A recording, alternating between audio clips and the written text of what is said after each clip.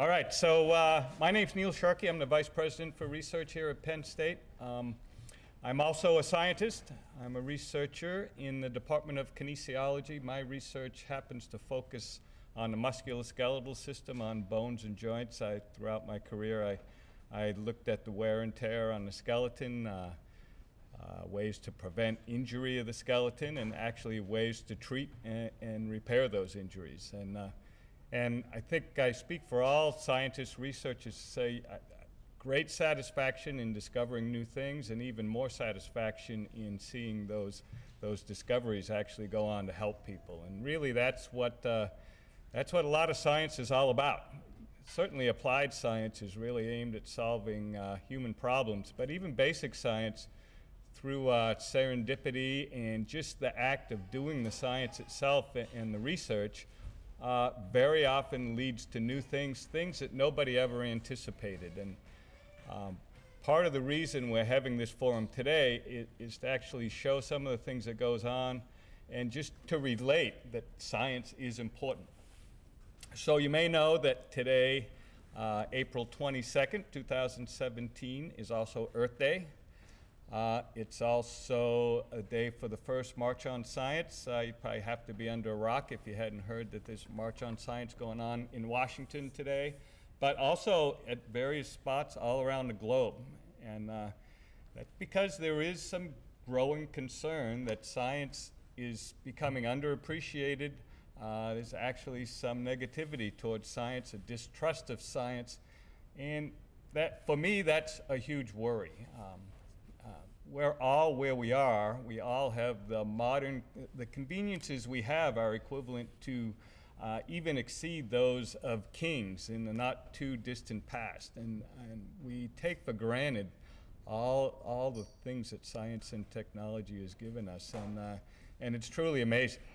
The health that we experience, the conveniences we experience, just the reduction in labor and the ease of having food at our disposal is all due to science and technology. And it's essential. And it's essential that the population understands where those new developments come from and how they arrive.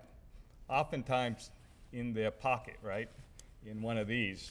Ali and I were talking earlier, this is all about science and technology and the way it works, and the GPS and everything else that goes with it. The internet is all due to the work of scientists. And so it's important, and it's important to think about.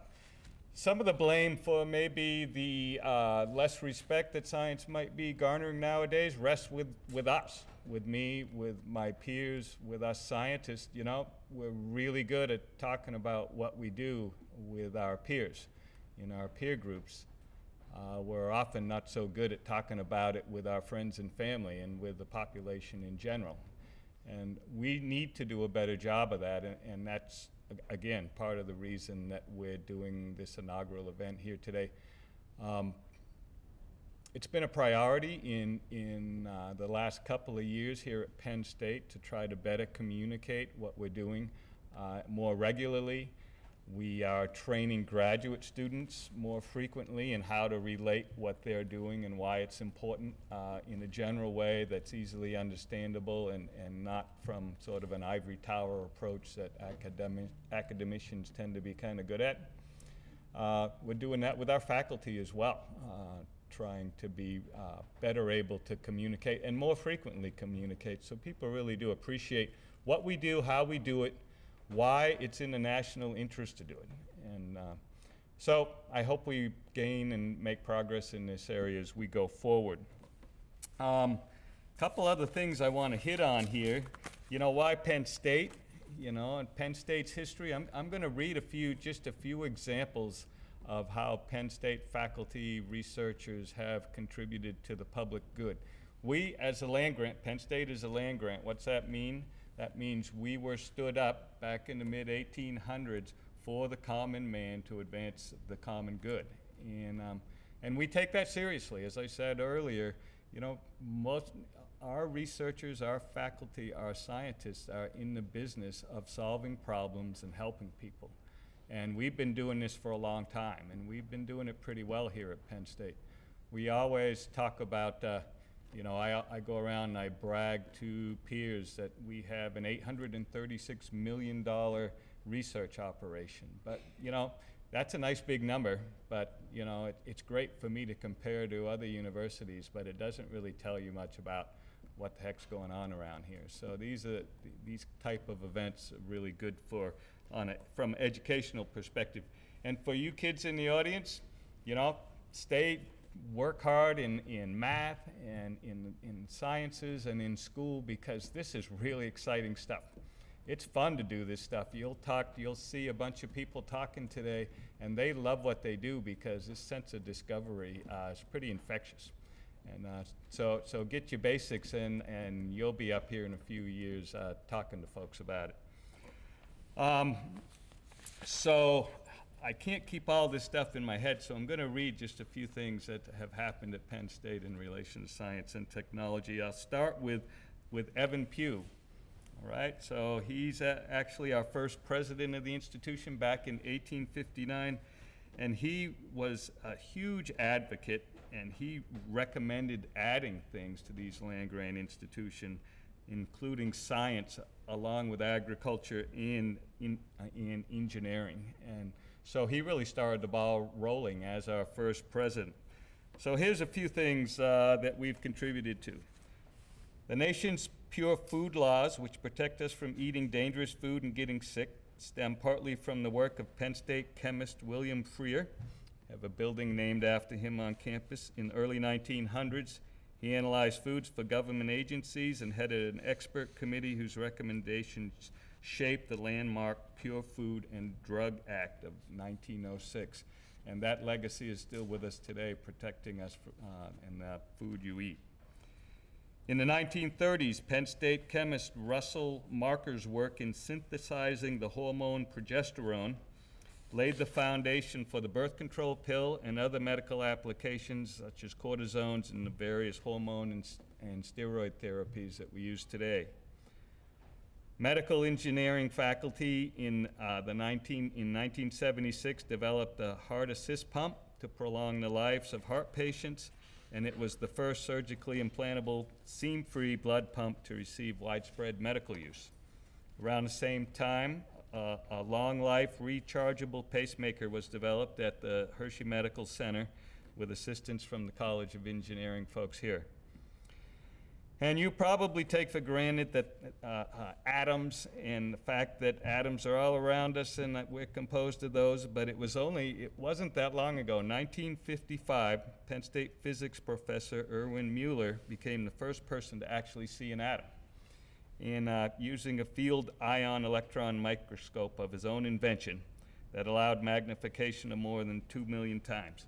So, and it turns out we're continuing that legacy. If you go over underneath the Millennium Science Complex over there, we've got some instrumentation and some of the world's finest microscopes in there that are absolutely astounding on what you can see. And one of the really fun things that my job lets me do is tour around campus and see all this great stuff.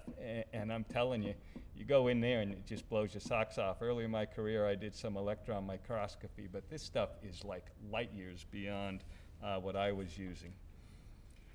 In 1916, Albert Einstein's general theory of relativity predicted gravitational waves, ripples in the fabric of space-time.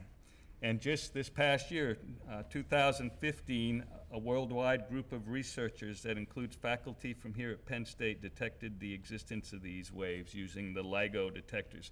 Again, huge science, big science. If you haven't gone online and just looked and read a little bit about these LIGO detectors and what it means for the advancement of knowledge, you really should. This is really cool stuff. Penn State was right in the midst of that. Today we're going to hear a talk about new exoplanets, but in 1992, Alexander Walczan, professor of astronomy and astrophysics, was the first to discover planets outside our solar system, and a feat that opened the door to the current era of intense planet hunting, and they're finding planets every day at this point in the search for life. In fact, just 2 weeks ago, I was in southwest Texas rededicating the Hobby Eberly telescope, an instrument, huge, amazing technology instrument that was actually designed right here at Penn State by one of our researchers, Larry Ramsey in the Department of Astronomy. And just amazing technology, and they redesigned, added instruments to this scope where they're actually looking at they're looking at tiny movements in stars to detect new planets. So the gravitational exertion of the planet on the star is what they're measuring light years away. Crazy stuff. You gotta love it. So, and you know, I could go on about stuff that's going on right now. We're doing all kinds of work in the energy sector about renewables, every aspect of renewables under the sun. And batteries and storage and all the things that it's going to take to actually move clean energy forward. We're right in the midst of it. And so anyway, I probably talked long enough. I'm really excited to see this many people out here. Thanks for taking part of your day. I hear there's a football game today, so enjoy that if you're going on afterwards. You probably get the sense that I'm really optimistic about science. You know, humanity faces some significant problems, but science has always stepped up to deal with those problems, and I am extremely optimistic that it will do so. I'm pretty much as optimistic about science as I am about Penn State winning today. So with that, I think I'll stop and start introducing folks. Is there announcements I need to make? Oh, I wanted to thank WPSU. Everything's going to be filmed today, and those will be put online. So if you decide to opt to stay after our break, we'll have 2 sessions going, one in here and one across in Freeman Hall. And so if you opt for one but wish you missed the other, you'll be able to go online and catch the other one as well. So. And we encourage people in the second sessions when they're going on simultaneously, feel free to go back and forth in between talks. If there's a talk here you want to see and then the next one is in the other room, just try to do so quietly, but feel free to move about. And we'll have a break after the first 4 talks in here. And there's a bunch of food in this building, and people will have, I think, a half an hour, is that right? Half hour off to get a snack or something, then we'll reconvene. Okay, does that cover it, Amanda, for now? Oh, and feel free to tweet. Right up here, okay? Okay, so let's move on to our first session if I can find it. So what we did is we structured the event today around Penn State's recent strategic plan. Our strategic plan has 5 themes. So you'll notice that there's 5 themes in here, and they correspond. If you're curious about our plan, it's an easy read. It's only like 10 pages. You can go on the Penn State homepage, pull that down, and take a look. So let's see, I better do this right. The first one, advancing the arts and humanities. Penn State, this is out of the strategic plan. Penn State will be a leader in the arts and humanities, utilizing them along with the sciences and other disciplines as agents of change in addressing complex global issues. All right, so I'm going to announce all our speakers for this section. We have 4 talks, short talks, 3 talks, sorry.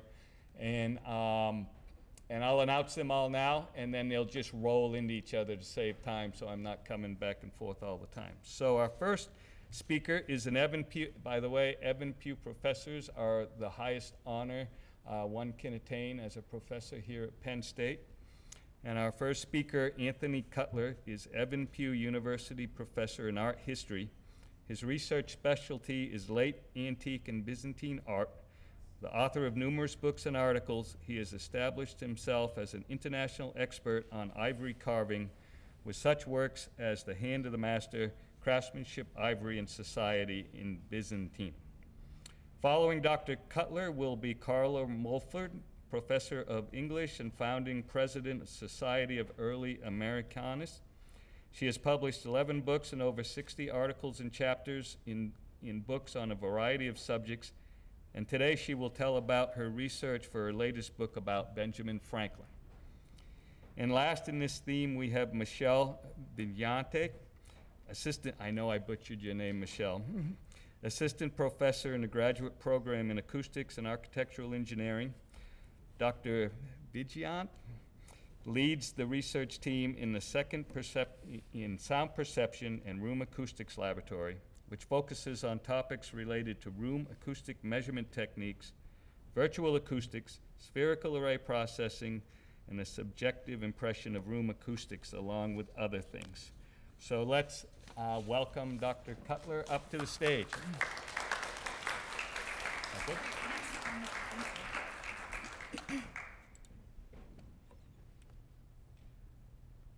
In the Metropolitan Museum, there are two paintings which for a long time were believed to be by the Dutch artist Rembrandt. Only the one on the left, the self-portrait, is today accepted as a genuine Rembrandt. The one on the right has long since been suspected by connoisseurs. A connoisseur is somebody who's said to know the field, in this case the field of painting. This has been, was originally suspected and is still suspected of being, fake would be the wrong word, because fake means a deliberate imitation for sale. But this was long suspected because of certain details, long suspected of being a copy. In fact, it turns out to be a late 17th century copy of Rembrandt at a time when fakes were not made, but people wanted copies. Many scientific investigations of this turned up suspicious qualities in the pigment, particularly the coloration under the collar, and indeed the way the collar itself was drawn. So today at the Met and elsewhere, there are a great deal of energy is put into discrimination, that is separation of the fake or the imitation from the copy. Now, one of the reasons, one of the impulses for this is, of course, financial. If you look at the Andy Warhol portrait of Mao Zedong on the left, I don't know if you can read the prices, but it was estimated at just over close to $750,000. In fact, at the sale, at the auction, it reached 1,300,000. So there's a great deal riding on whether these things are genuine. And indeed, there exists a board, an institute, the so-called Andy Warhol Center in Pittsburgh, which is entirely devoted to the authentication, to deciding and declaring whether something is a fake.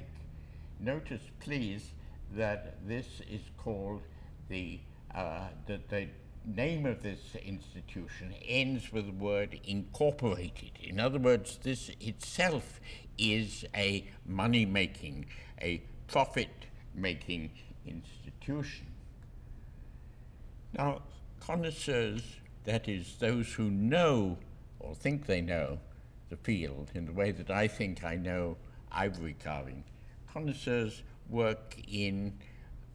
employ all sorts of criteria, some of which are rather amusing. For example, this Tibetan textile that you now see on the screen, connoisseurs know and tell me that they can demonstrate that this is authentic by smelling it, because a genuine Tibetan textile from a temple will have come in contact with yak butter, and the smell of yak butter is said to inform whether or not this is authentic.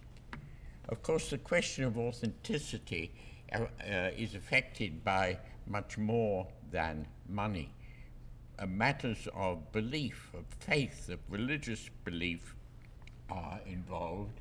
Matters of belief, as in the case of the so-called Holy Shroud, which is today still kept in Beijing, in Turin.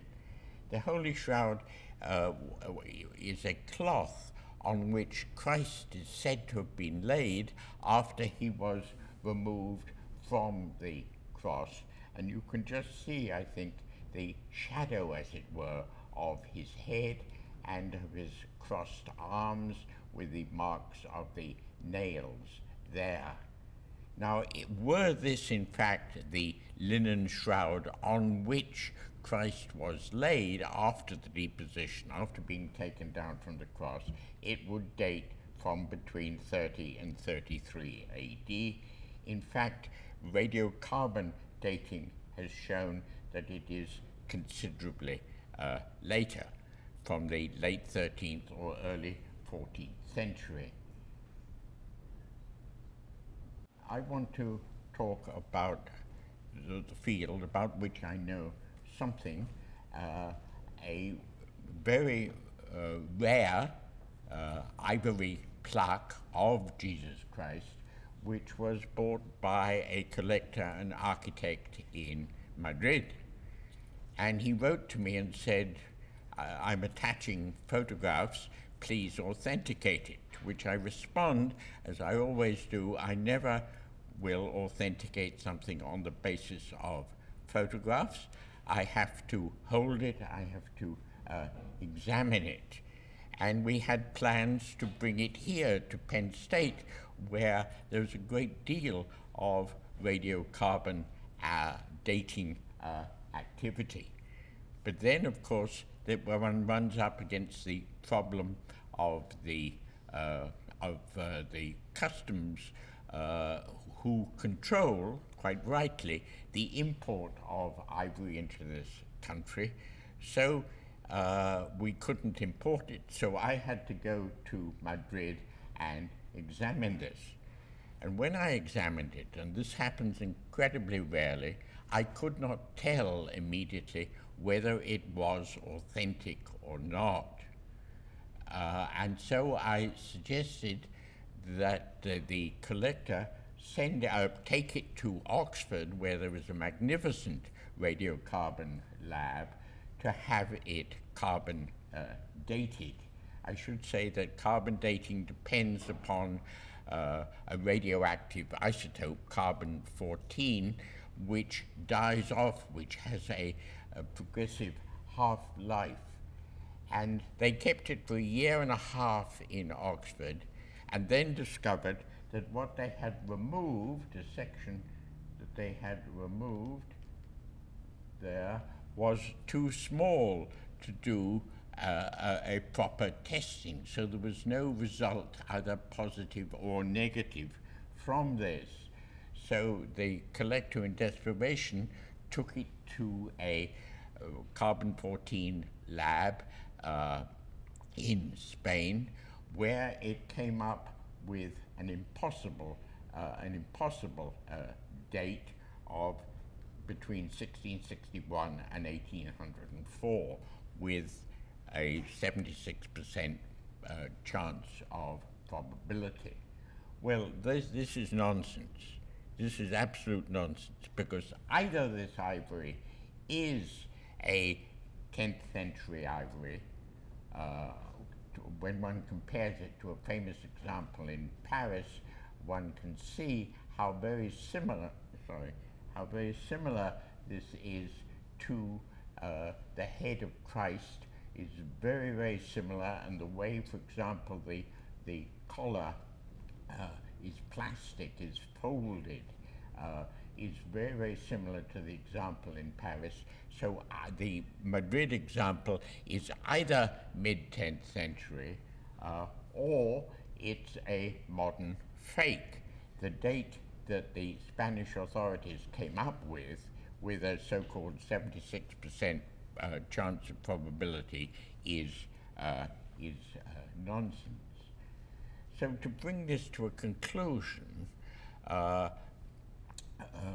when one examines this ivory, one finds all sorts of things that would argue for its authenticity. For example, the way the figure, the bust, the half-length price is recessed behind this, behind the back of this sort of stage or ledge. And even more important, if one looks at these rosettes, this ornament around, if you look carefully, you can see that these two, particularly these two, are worn down as if somebody has been picking up the icon, the ivory icon, in order to kiss it. So what we have is an important example of where science is in conflict with, or may be in conflict with, the opinions that we as connoisseurs have. There were many things that I don't have time to go into that argue for the authenticity of this. On the other hand, we do not have a good calibration of the dates. Science and the humanities need to resolve this, and we can do this only by examining things and talking to each other. Thank you.